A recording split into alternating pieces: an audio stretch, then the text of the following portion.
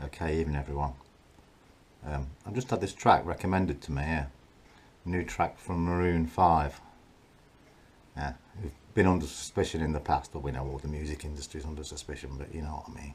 Yeah. Attention's been drawn to them in the past. I think Spudgy's found stuff before with them. I can't remember what it was I found. But look at the name of the track.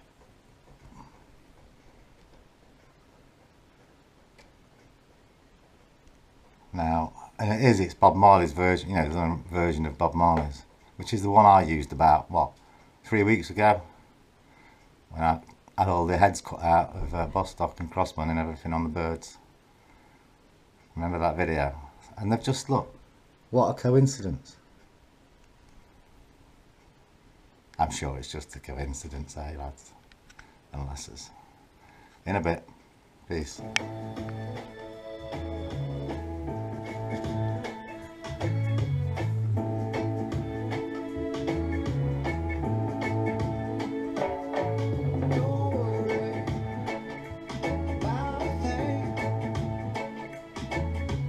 Everything